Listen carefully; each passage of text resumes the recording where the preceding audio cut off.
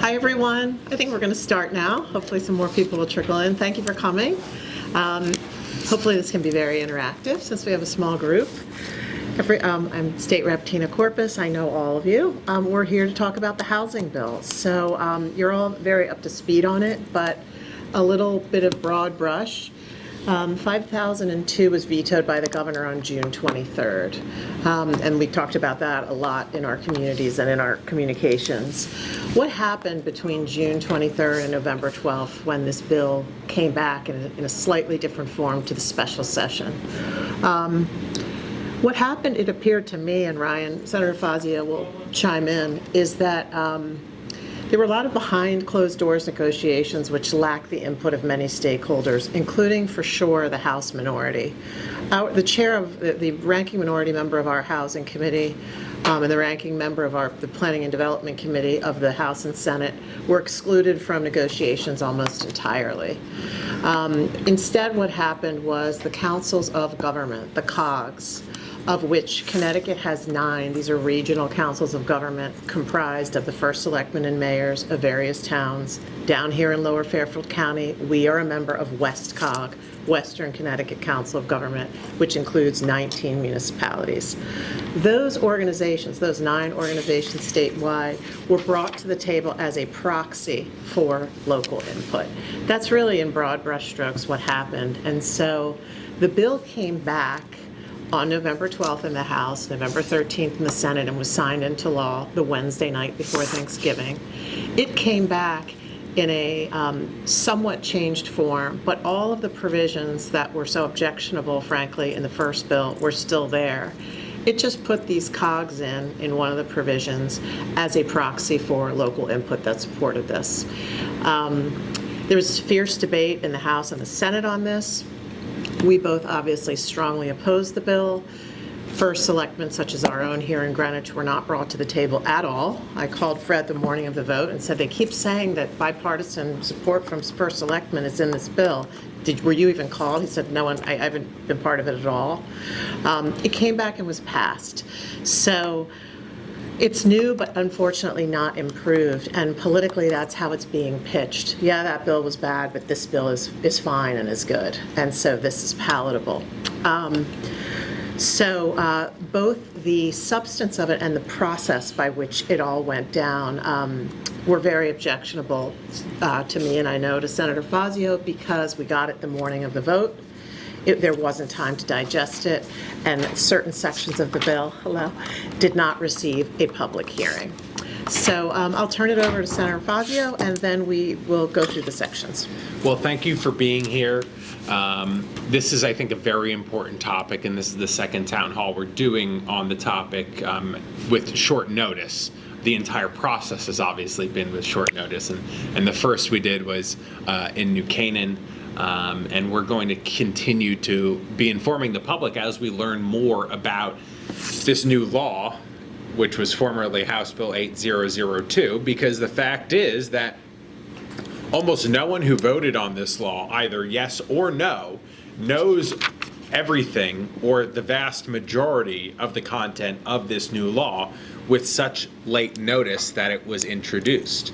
You know, I will say it exhaustively because it is so, I think, shameful that this was only introduced to the public and to the legislature in full 1 hour before debate and voting took place on the House of Representatives floor. That is no way to operate a state government or any government. It lacks total transparency and fairness. It's totally undemocratic. And the major sections of this bill never received a public hearing to have the opportunity for the general public across the state to opine to their elected officials as to what they thought about it, how it could be changed for the better one way or another. And so basically we had a law that appears to be very, very similar to 5002, which was vetoed at the last minute. We know now only because of political concerns, because so many thousands of citizens stood up in the aftermath of that bill being passed and called for it to be vetoed. And we saw through the Freedom of Information Act emails and text messages that went through the Lamont administration in the aftermath of that bill passing in June that the administration basically wanted to sign that into law.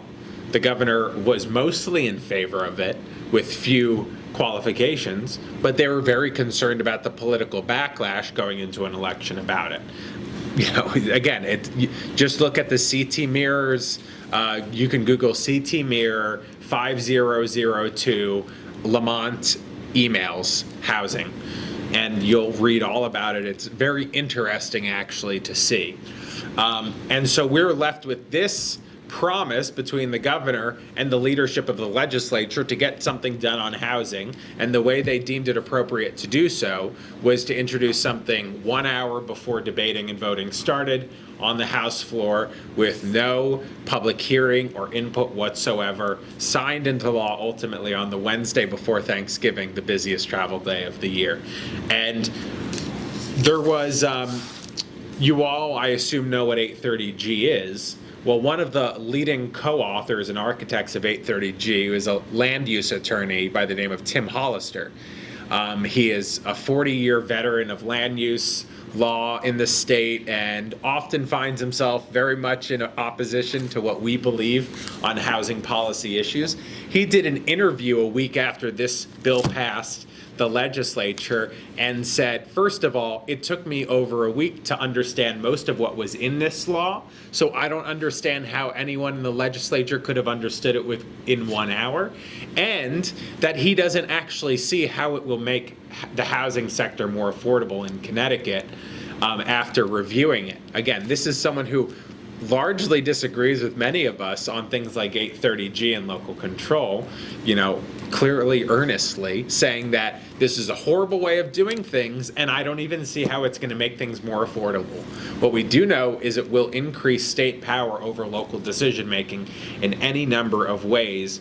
I don't think at the same time making the state affordable in any serious way, but seriously undermining local decision making and potentially the makeup of our neighborhoods and our towns in this town and all across the state. And this is an issue that I think concerns people all across the state. Don't let them tell you that it's just people in Lower Fairfield County who are concerned about it. I'm traveling the state. It's not. It's something that concerns people all across the state. And so I think it's very important that we listen, even if we're going to have 5 people at these town halls, we're going to do them over and over again, because I know that you all are going to talk to your friends and your neighbors and tell them about it. And we're going to do, many others of these where that is also the case. This is very important to people all across the state. So I'm very glad that to turn it back over to Tina, who's going to go through some of the substance of the major sections here. I'll kind of add on a few points on the substance, and then we'll just have a discussion afterwards to round out our time. Okay, so the bill is 53 sections long. It's 103 pages. We have a summary for you, which is the kind of the best way to digest it. I'm going to go through 7 major points. Some will take medium amount of time, and some will be very quick. Fair share is probably the most egregious standalone bill that was proposed in the housing area in the last several years in the legislature. That is in this bill. That is actually the case for several bills. The majority leader sort of decided, and I'm on the housing committee, and I asked the clerk, she sort of said, we're going for it this year. We're tired of incremental change for housing in Connecticut. We're doing an omnibus bill. So all of the bills that were floating around over the last few years that Ryan fought against on a standalone basis when they were introduced, they were all put in here as one big bill. So there are a lot of different bills that make this one up. Fair share is one of those. That used to mean, and that meant in the original bill that was vetoed by Lamont, each town had a calculated number of affordable housing units that town had to build in a prescribed period of time. This bill came back, and the one that passed still has fair share in that every municipality has to build a certain amount of affordable housing, but they can do it in one of two ways. They can either create their own municipal plan, and that plan has to be approved by the State Office of Personnel Management, which is a state bureaucratic office at the Capitol. Your municipal plan, that of the town of Greenwich, to build more affordable units has to be approved at the state level. And you have to revise your plan every 5 years, and you have to show progress every year that you are working towards your plan and increasing affordable units in your town. That is now mandated, and our timing on that is that we need to provide that plan between June 1st, 2028 and June 1st, 2029. That's one avenue we can pursue under the fair share part of this bill. The other avenue is the COGS that we talked about before, the regional councils of government. The state is going to give each one of those 9, a aggregate number to be allocated between the municipalities comprising that COG. And the regional COGs decide who gets how many affordable housing units. We're in there in the same COG as Stamford, Danbury, small towns in the northwest corner, Bridgeport, et cetera. Maybe it's not Bridgeport, but we're certainly in there with Stamford, with Danbury, and other towns that bear no resemblance to our own. So the 18 or 19 first selectmen are supposed to get together and somehow between themselves agree who's going to get how many of the affordable units that the state dictates down to the COG. And once they've done that, a town like ours can go forward with that number, or, as I said before, it can go forward with its own municipal number.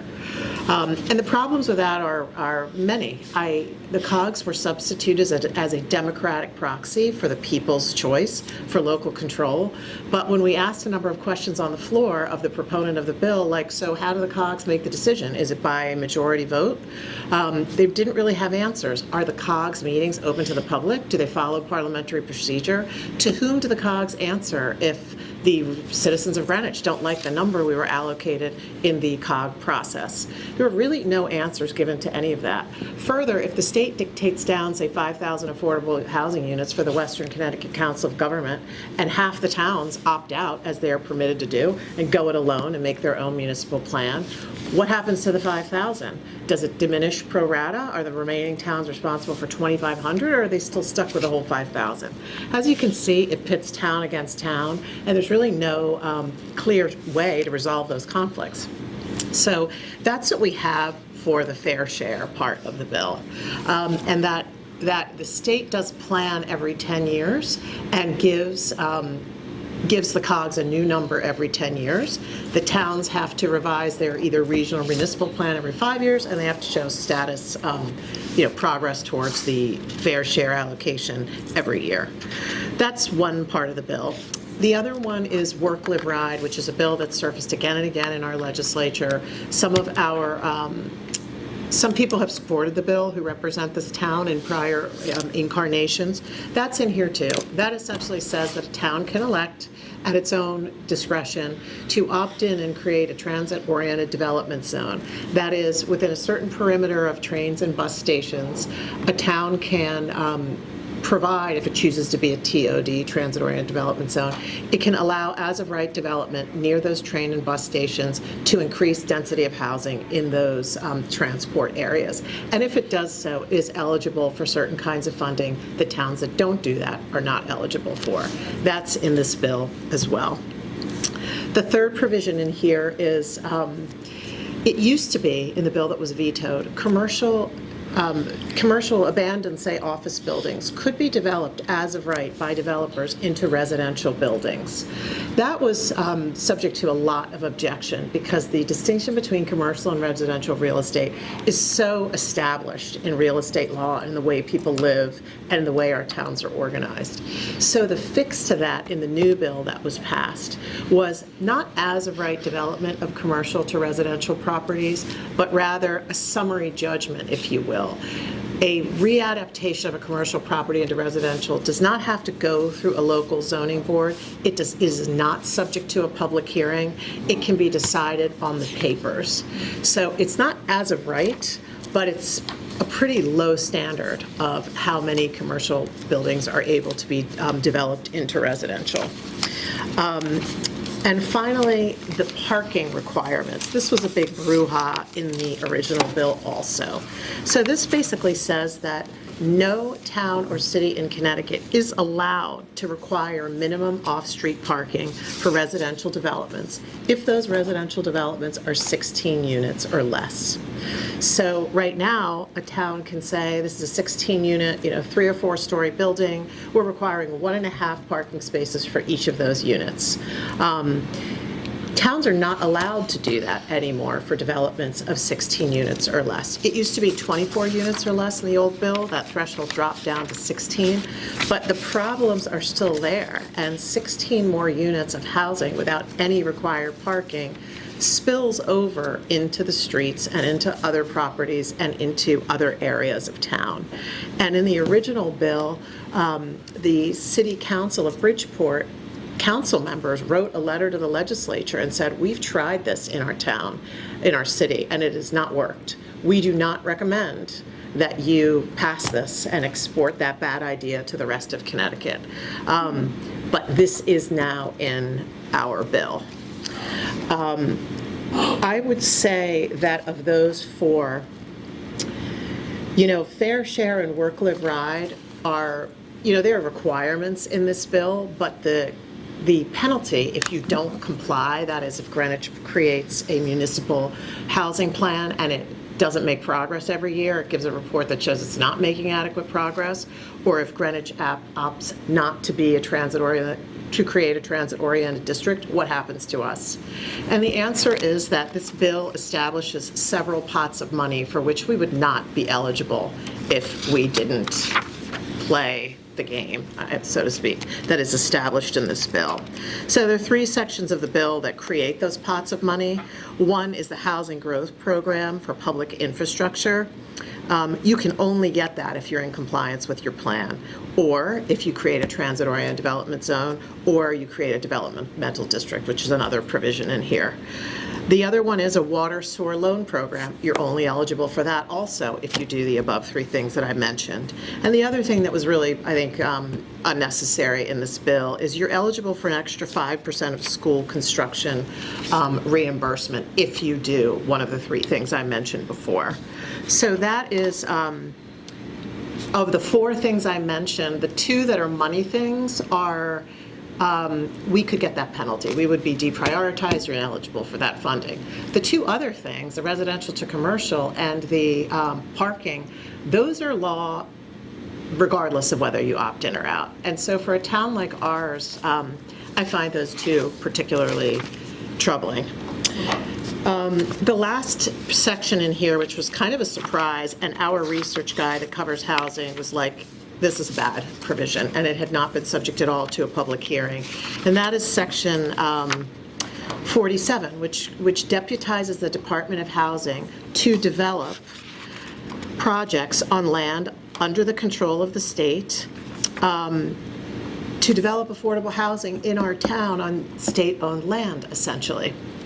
The state can already develop on state-owned land before this bill passed, and people that are going around the state defending the bill are saying things like, this doesn't change anything, this is just clarifying what was already state law. But we don't believe that it is just clarifying state law. It goes a lot further than that. Now you have a specific state agency, the Department of Housing, who can develop on state land, and if they do that, the state then has an obligation to first offer the property, $10 million developed property, say of affordable units, must offer that to the town.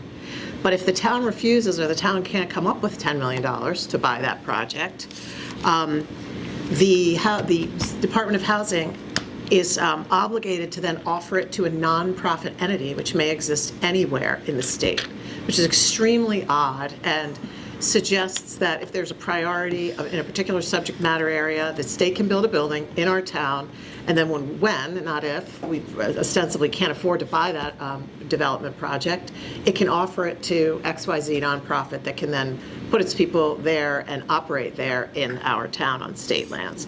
So this one did not have a public hearing at all. Does that include a housing authority? You mean can the housing authority exercise the right of first refusal? No. Another housing authority, like a nonprofit. It did not go that far. Okay, got it. Yeah. And I asked our planning and zoning whether we have any state land in the town of Greenwich. And we do have state land in the town of Greenwich. We have, it's various places around town, as you can imagine. Some of it is on the Merritt, some of it is on River Road, some of it is on Sound Shore Drive. It's 100 acres of land that is state-owned. We have 43,000 acres total in the town, say 30,000 of land area if you take out the water. So we have 100 acres essentially that are state-owned, on which this provision could be exercised. I don't know if that's going to start happening tomorrow, but it was surprising to me that the proponent of the bill knew so little about how this would actually work in practice. Tina really was the one who pointed this out. I didn't, no one else has really brought this section up, and it's totally new. I've been following these issues for 5 years in the Senate very closely on one of the committees of cognizance. Never heard this proposal before. Never. And so I'm going to interject and ask another question, because I am trying to understand it better. We're all trying to. What's the current state of, so if you have state-owned land, does the town still have, does the town zoning still apply to it? Or is there some sort of middle ground before this law was passed? Do you mean if the state is developing, does it have to go through local zoning? Yeah. I do not know the answer to that, and I'm not going to speculate. I don't know the answer to that. Okay. I'm not going to speculate, but we need to find that out as this rolls out. And to Steve's question before, these are the kinds of things which, we're in the super minority, so it's hard to chip away at a bill that was just passed with a lot of fanfare, even though it was passed in the dead of night. But the stuff you can chip away at is stuff like this, like a proposal to say something like, if once we get the answer to Ryan's question, yes, but this has to still be subject to local control X, Y, Z, Q, and try to peel it back a little bit. But as we said before, there's still a lot that we're figuring out. So, yes. On the option to buy the project, is it buying the project or is it buying the land and then maybe still compromise it out? Let me see. It is project. Sell or lease any dwelling unit or part of such housing project, subject to a right of refusal by the local housing authority, if any. But that's not what you asked. If the housing authority does not exercise its rights, then preference in the sale or lease of the property, well, shall be given to a nonprofit entity. Let's see if the bill itself, that was a summary. Let's see if the bill itself is a little more specific than that. If the town does buy it, it's buying the head, it's buying the project.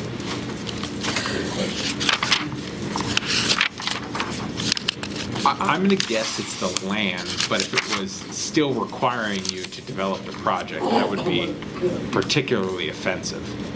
Yes. Not that it's not already, because it basically is a king's ransom for the town to get out of it. Well, that's like buying something that you're really not going to own or control. Yeah.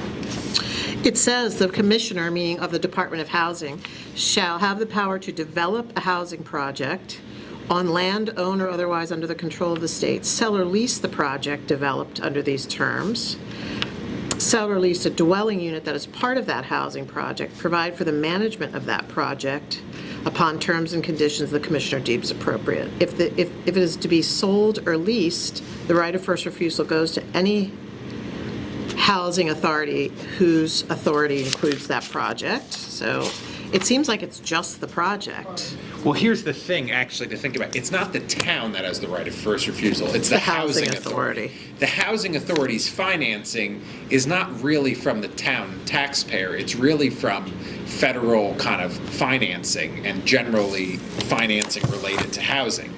So our housing authority couldn't step in, and there would be no money in it unless Correct. they developed the project.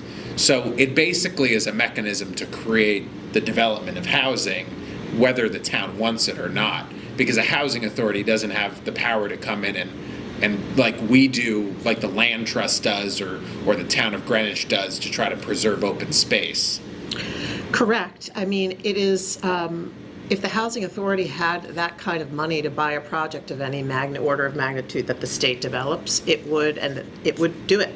Yeah, but all the balance sheet of our housing authority is predicated entirely on, financing related to its actual housing assets, state, but mostly federal financing and private and bank financing, right? Well, So it wouldn't happen. That's right. Unless we did a giant development on these places. Correct, and it's also I hadn't thought about this part, it also puts the town in a very defensive posture. If we don't want this thing to go completely out of our control, do we have to come up with the money to buy it? Well, I don't think the town can under this. The Housing Authority, I mean. The housing authority can. The housing authority. So I guess the question would be, would the town be willing to fork over basically millions of lost dollars to keep it open space? Correct. Through the housing authority. I'm not even sure the town can do that. Or keep the development that has just been built under its control. Yes. Either way, it's a loss. In other words, control Yeah. of all the other entities. Yeah, and that's the point. They want you over the barrel. Yeah. That's the point. And again, this is something we're literally kind of having this discussion out in the open right now, because this has been a totally undiscussed section of the bill with potentially major consequences. Never in my 5 years in the Senate has this been subject to a hearing. Has this even been a proposal? And this could be the most onerous part of the entire law. Well, that's what our housing researcher is saying. It's almost like if in the first 52 sections of this bill, the town is not compliant with the state desire to dictate the number of affordable housing units, there's always this back door in this section where the state will just come and do it anyway. I think that this provision, because it didn't get a public hearing, there's an argument to give it a public hearing. But again, it's about political leverage. And after a bill like this was signed in a gubernatorial year, there's not going to be a lot of appetite to start poking holes in it and show how bad it is. But we can certainly try. The last thing I'll say about it is, we've gotten this question before, how is 830G impacted by this? How does 830G funnel through all of this? And the answer is that this is essentially another superstructure imposed upon the head of the towns. 830G is still there. The ways it impacts it, or the ways it comments on it, are 4 ways. You are, if you do not comply and submit your municipal plan or a regional plan, you are no longer eligible for a moratorium under 830G. So this is a stick to force compliance of the towns with this part. If they're close to a moratorium and they want to use that for 830G, if they're not simultaneously submitting their municipal plan, they can't do that until they comply. The one piece of good news in here about 830G is the bill requires the majority leader to investigate whether we can start defining 830G instead of as a percentage of total housing units in a town, define it as a specific number of units. This gets you out of the problem we have with 830G, where a developer, in order to make their project profitable, if there are a certain number of affordable units in it, needs to have a certain number of market units too. So while you're building affordable housing to satisfy your percentage in 830G, you're increasing your number of total units of housing by more. So the numerator and the denominator are increasing. So you're not exactly going unit by unit towards your 10% threshold because of that equation. Because of that, we are studying in this bill, should we just translate 830G into an absolute number for each municipality? That was one bright light and one way this bill references 830G. Thirdly, it's a bit esoteric. There's a certain provision in the bill that the governor inserted in here. Towns can establish certain housing development zones, and if they affirmatively do that, they're therefore eligible for funding, those units do not have to be deed restricted in order to count towards 830G. The bottom line on all of that, I didn't explain it very artfully, is that right now to count towards your 830% of the total units of housing in any one municipality. In other words, whereas before our benchmark was 10% affordable units, this now establishes a ceiling at 20%. That doesn't say we have to get to 20%, but it does throw double the number out there as a long-term vision, I think, for what the state wants to get to. It also increases the marketing lines as well. Well, that's right. It just simply says that the state can't come down and tell any town it needs more than 20% of its housing stock to be affordable. But that number has never been codified into law before now, and even if it's just a ceiling, it is in fact there now. So that is sort of the overview of what is in here. Ryan, you're welcome to jump in, obviously, or we can take questions, however you see it. Yeah, maybe I'll just add a couple of points that Tina maybe did not mention that I thought were relevant. Again, the transit-oriented development section requires that you submit a plan for transit-oriented development around a bus or train station that allows for, it specifically calls for as-of-right development up to 9 units per lot.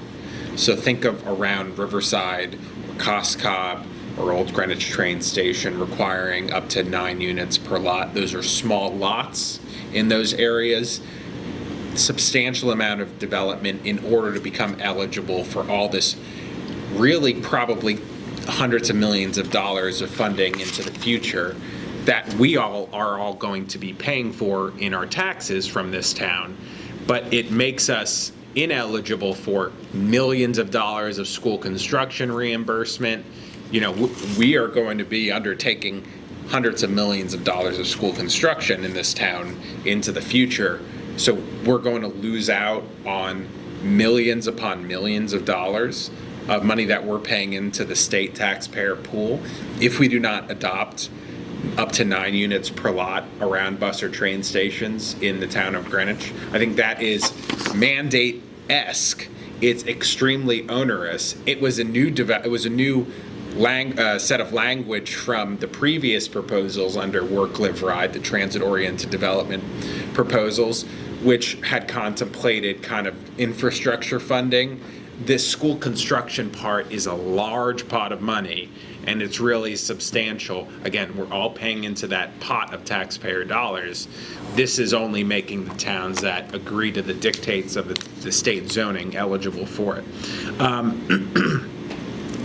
The housing growth grant related to what funding are you eligible or not eligible based on whether you comply with these state zoning plans is very open-ended. It talks about it talks about things like town water and sewer infrastructure spending, which is very relevant to the development stuff, and I think is maybe more appropriate to be in the conversation. But it also talks about roads. I mean, roads is pretty broad.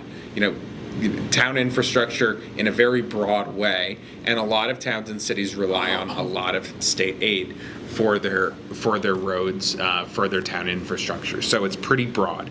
Minimum parking requirements up to 16 units, no parking requirements up to 16 units. Listen, I can see how parking requirements could be used as a cudgel by local zoning in an unfair way. If you're calling for 3 parking spots per unit, that's obviously unreasonable. But I think allowing something like 1 parking spot per unit for a 10-unit development is not unreasonable, especially with the traffic and the parking problems we have around a town like this. Listen, in many of these cases, I always believe that there can be something negotiated that is reasonable. And I've been screaming that from the rooftops. I am not the most radical, NIMBY person up there. Quite the contrary. I have always said that there are things that the state should be doing to create more affordability, but while defending local control of decision making. And I just, get the Heisman every single time, it feels like, and it's extremely frustrating because I think that people of goodwill can find common ground on issues like this.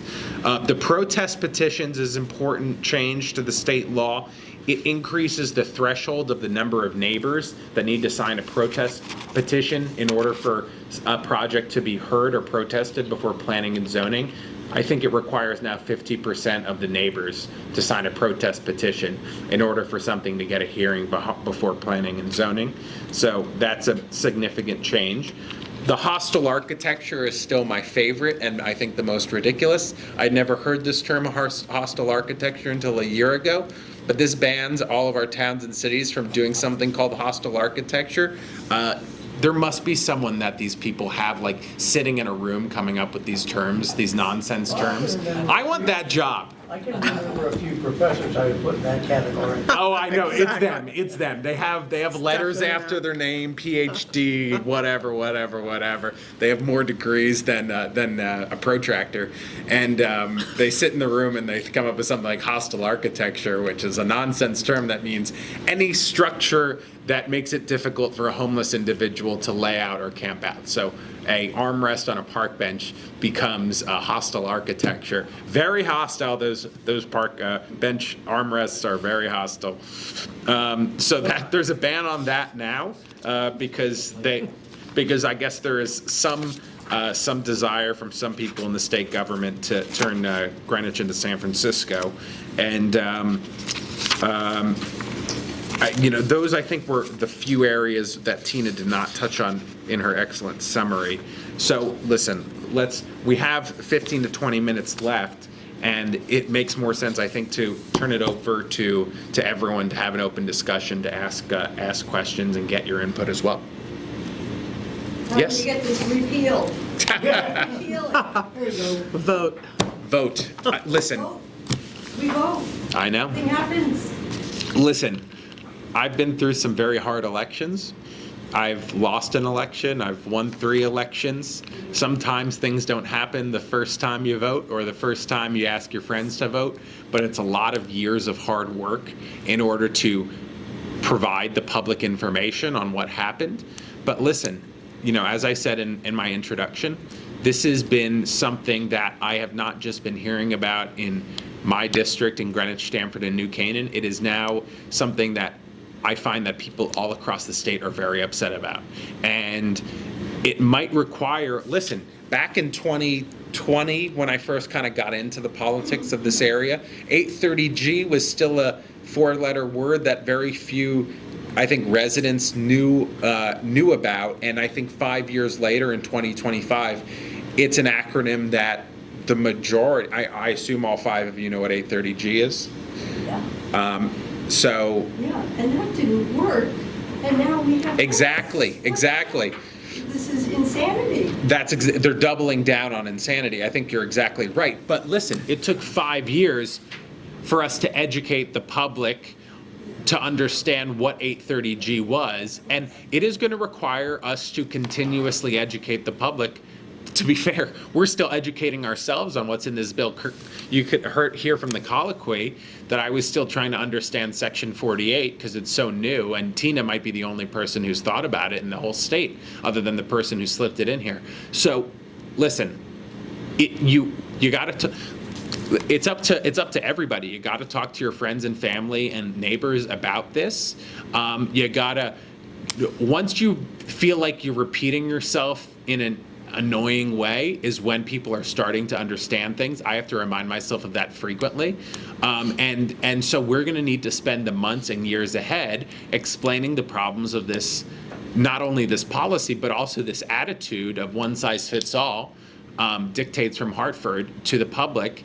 And I think after months and years of that effort, we will have some success in electing enough people, how should I say this, who are in favor of more local control and less state control, so that we can at least change significant parts of this. Again, I think that there are a couple sections that I agree with. And I've said that all the time. Anyone who's against everything is not being helpful. But there are people who want to propose things in the state that make housing a little bit more affordable, and so we can, I think, undo or chip away at things in this law if we elect people who are in favor of local control to the highest offices in the legislature and in the executive branch in the coming years. So you're really saying don't But isn't there a way to- confuse them with the facts? Sorry, say it again? Don't confuse them with the facts Yeah. when you're talking to the people. When you're trying to get them to your point of view, you can't just come out and say things, and if you bring up the facts, then, when you're talking to Democrats, you can't confuse them with the facts. I think that's part of the problem with this. We have a very ready and obvious example of the process Ryan was just talking about that really worked in the state. This was Ryan's issue, the public benefits portion of electric bills. That was not even shown on bills. After a legislative fight, there was a requirement that it be shown on bills. Then it blew up in the summer of 2024 when everyone could finally see how much their bill had gone up because of public benefits. That was virtually an unheard of issue 2 years ago. So that's a little bit more hard hitting and a little bit easier for the needle to move because it's someone's bill that they're getting hit with every single month. But this, in a city of Stamford, people are really seeing the development. This is a bigger issue. It's more of a behemoth to move, but it still could be subject to the same trajectory. Things can change when people become aware of it and people begin to understand it. So it really is that education process. Well, it's just, we don't hear from the people who are against these plans a new plan. I mean, like, what are you guys suggesting? The fact is that we need affordable housing. What are you suggesting? I mean, like, yeah, we elect more of Democrat or more of the Republican. Does it change? Doesn't change the fact that we need affordable housing and nobody's coming up with a solution. Well, I think there are ways, and I've said this for years, I think there are ways to increase the amount of affordable housing we have, lowercase a affordable housing we have, while respecting the rights of towns and cities to make decisions for themselves. And I would say I probably could think of 15 different proposals off the top of my head that I've been publicly in favor of that would do that. And I know Tina has a lot too. Our friend Tom O'Day in New Canaan has a lot too. And I would categorize, and every single year, Tina and I propose legislation that will do exactly that. Protect local control, but also increase affordability in housing. And so the way I envision that, before I talk about specifics, the way I envision that is I live, like for instance, I live on a street called Cary Road by the Mianus River, and there's a lot of little single-family houses, and it's a cute little street. I love living on it. The houses are much more affordable than the other houses across Greenwich. And when I think of more affordability in housing and a more availability in housing, I think a lot more small building like that. I think of my friend who has a bigger house, but also has an accessory dwelling unit in his backyard that he rents out to a tradesman and his wife. Who I think he's a plumber, and his wife who live there. I think they're Eastern European, and I think that as affordable housing. I think what's different about those instances that I'm naming, those are workforce housing, and they add affordability, they add availability, but they also don't totally offend kind of the scope and style of our neighborhoods in town, whereas 830G or 8002 style developments and affordable housing are those giant apartment complexes that don't fit into the beauty and the scope and the style of our town. They're just teleported into one section and could. Hostile. That's hostile. Yes. Hostile. Yes. I agree with you. But the fact that, it doesn't matter whether the land is small or a large over here, it's still $1 million per a building lot. I'm a real estate broker, I know what the price is. So why aren't those estate properties that are available further out or, cut into the small lots and sold to the people with the reasonable price so they can build something there? Well, another problem, and talking about the proposals we've had is Because of the way 830G is structured, the towns have no incentive to allow those little lots, those little developments that are lower middle income or middle income developments, because that create the supply and create a little bit more affordability in the space. Because if you allow something that isn't government housing or deed restricted housing, you actually get farther away from your 830G requirement. So that's why the one thing, there's a study about reviewing that in this bill. That's one of the things that we agree with and that I've actually proposed as legislation to fix 830G, because if the town allows those little lots, those little developments that would allow the nurses and the firefighters and the tradesmen to rent it, again, not like $1,000 a month, but like a couple $1,000s a month or $3,000 a month for a 2-bedroom or something like that, that can be done, but the towns under 830G have a disincentive to allow that because they don't get credit under 830G for those projects. So what we have in this scenario is only state-dictated large-scale developments by large developers who have the scale to build something of 50 or 100 units, or nothing.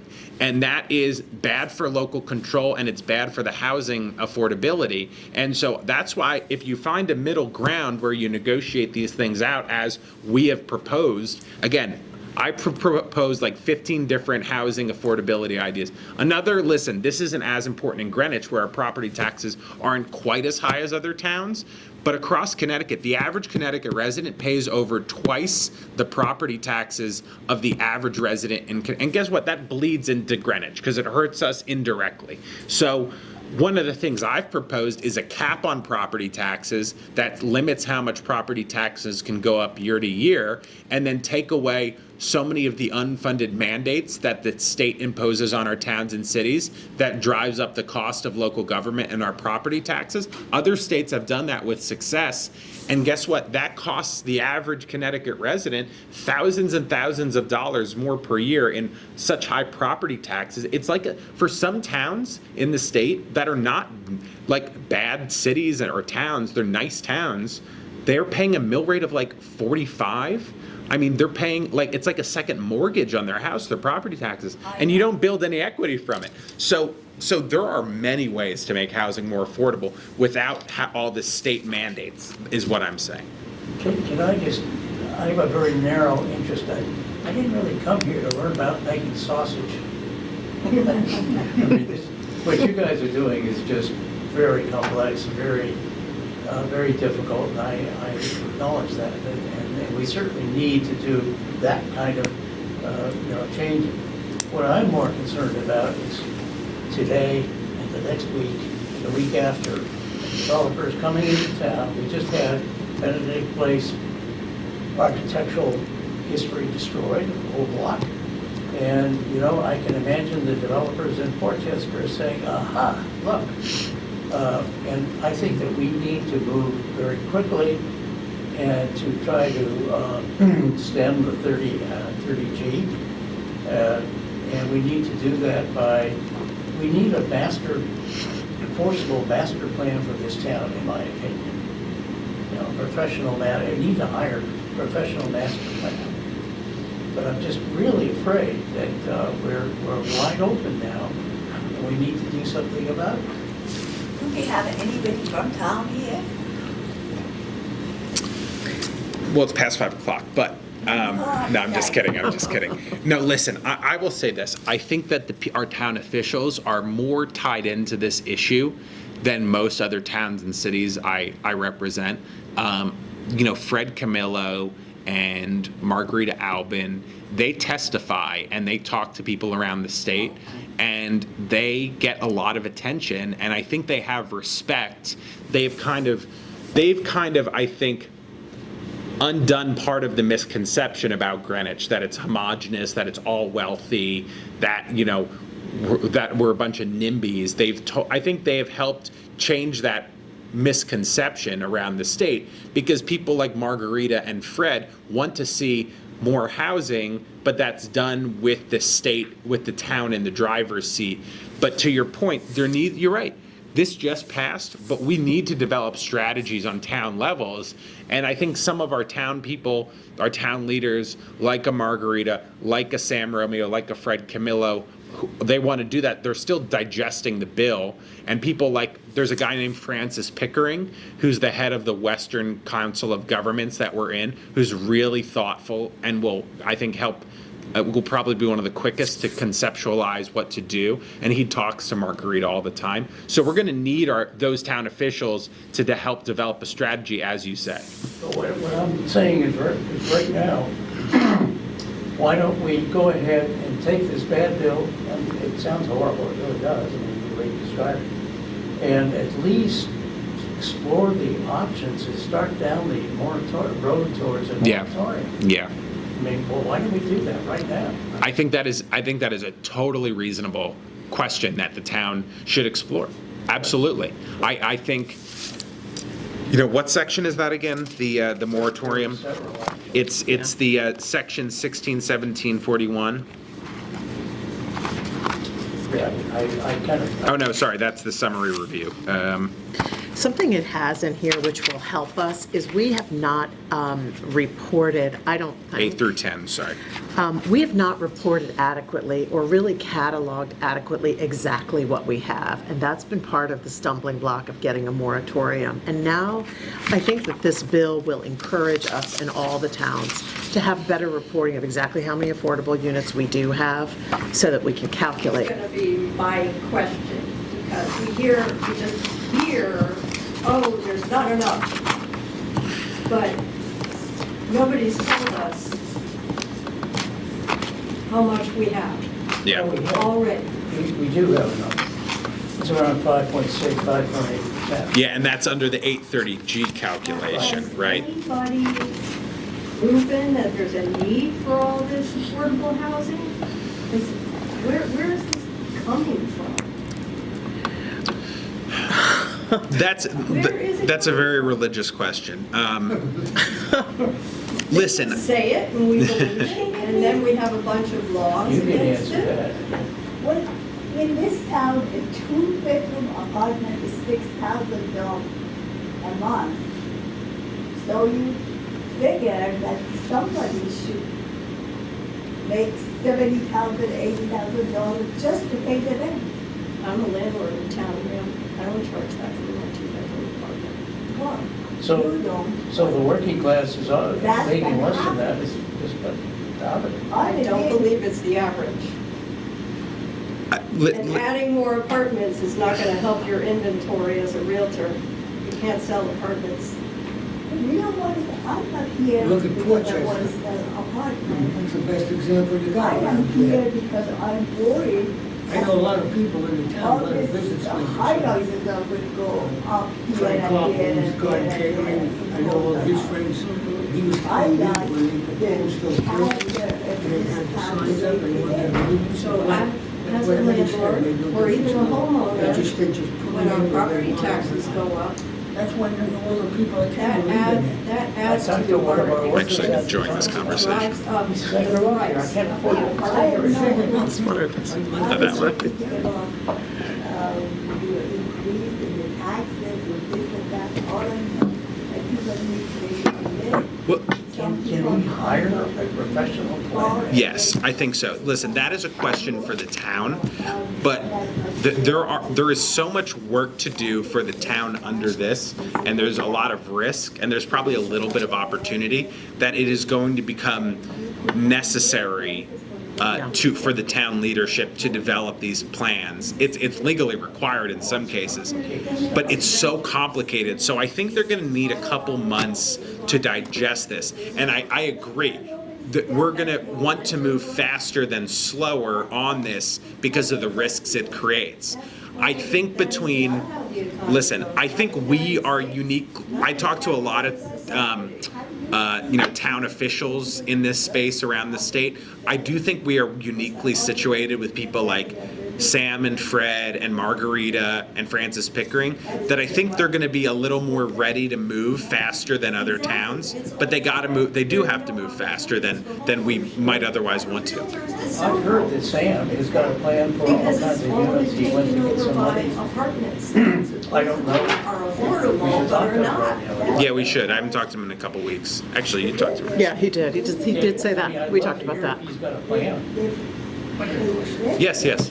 She mentioned before that, I forgot what it is, 10 years they have to comply. And let them know what they're gonna do for the next 10 years, or whatever that is. The state resets the numbers for each region and municipality every 10 years. Yeah. The cost of building. You built, So we don't need just to an do more example, of that. you built 100,000 units, Developer to come in okay? and So build 1,000 now you're reaching units, their build capacity, so now you're gonna have to get 1,000 more condominiums that because they the could state sell requires to people 10 who want years to from buy now. them.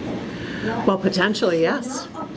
I mean, how do you handle it? The infrastructure, look at Portchester. And I don't- The water I have company not told them heard that from they can't handle anybody the water going in into this there if they don't have the infrastructure for Where the this building. affordability. So what do? They where build this more. crisis Well, is. it's an excellent point, and it's part of the pushback. That very point is part of the very legitimate pushback against these kinds of mandates, because without local control, there's no way to plan for the infrastructure that you describe. And it hits different towns in different ways. In Stamford, I hear it so much from parents of school children saying, all this development translates directly into overcrowding in the schools. In small rural towns in Connecticut, they simply don't have, some of them don't have sewer. Everyone's on wells. Some of them don't have, everyone's on septic, everyone's on wells. People just literally don't have even what we have here in the town of Greenwich. So what you're saying is one of the most important arguments for why local control is so important. Well, yeah, things are changing here too. I mean, I live just, Exactly. you at my house on Chapel Street, when you were campaigning. It has I nothing to do with know affordability. the only apartments that they built and houses that were existing that they sold, and all of a sudden was a one family, now they got 4 or 5 living in there, one on the corner. And that whole thing, they got 4 apartments there. I don't know how they got away with it, but they have all this land in front of it to make like a double driveway to put at least 4 cars in. They got all 5 or 6 of them parking right on the street there, and they got a wooden fence and no driveway. How the hell they got away with that? And that's all over now. When you go to make a turn on the corner, you can't see either way where the cars are coming. Yeah. And a lot of them are New York plates. In fact, the majority of them. No, Greenwich's road situation and traffic situation is so bad. I mean, we're kind of in a weird town that, like, there's one east-west, other than the highway, there's one east-west way through town, and all the roads are old farm roads from 300 years ago. So it's just like a really, like, that's the point, like, adding so much is going to only exacerbate those problems. They're getting there now. Oh yeah, I mean, Flooding and the water, I mean, you have, you're bringing in, you have an apartment, a lot of them, I think, This whole have thing more started people out. in it. You got, all of a sudden, you got 4 or 5 cars to that house. One is in the driveway because the owner has it, and he doesn't want That's where this tenants comes walking in, you got the other 4 in the street. Yeah. I mean, it's ridiculous. yeah, and it seems to, the challenges of this seem to be foisted on the western side of town especially. Can we do a bipartisan approach to some of this stuff? I always do. Every single year I submit several bills with a Democratic state representative from Bethel. I know that Vesker's kind of agrees with you on this, I think. Yeah, Steve hasn't submitted the bills with me in the past. I would be open to it for sure. But what I'm again narrowly looking at, can't we find some path here and do it in a bipartisan way to stem this? I would love to, absolutely. But listen, I mean, I do not see more than a couple Democratic state legislators actively submit the legislation to propose to make the changes every year. I found one of them from Bethel. I found a couple of other who were subsequently pushed out of the legislature. Some of them vote no and agree with us on some of this stuff, but they don't actively introduce legislation to try to move it forward. I think, listen, maybe I'm feeling a little bit candid.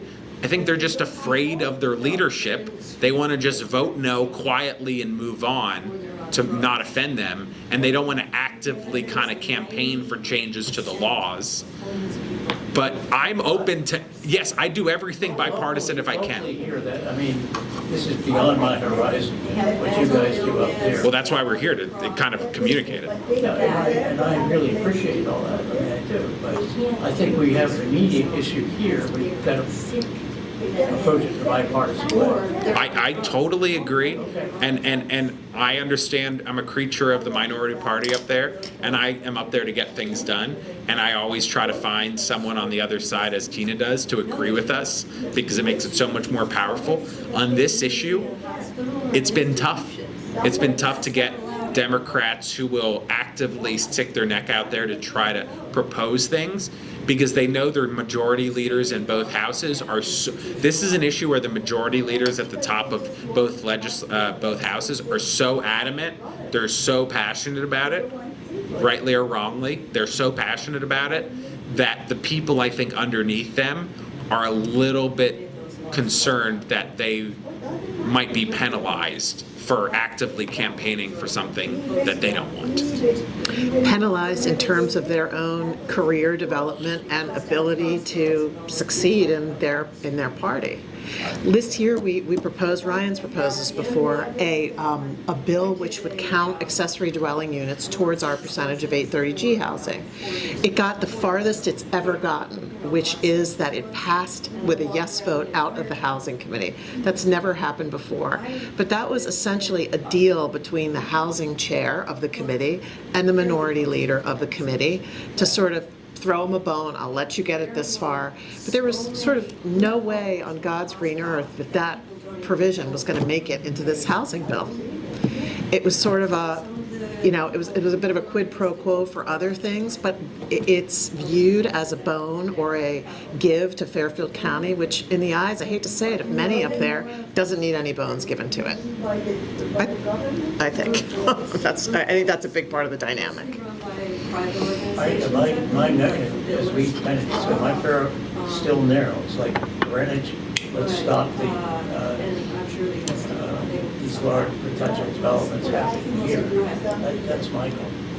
And I think that is a very good discussion that we will be having very soon with some town officials, because this is going to be a joint effort from our state officials and our town officials to try to come up with a strategy here. I have a meeting with Rachel Khanna next week, and I was going to discuss this effort with her. Good idea. Yeah. Good idea. All right, we're a little bit over Thank you, time. everyone. But Thank thank you you so for much. being here, Great and please conversation. reach out to us and stay in contact with us.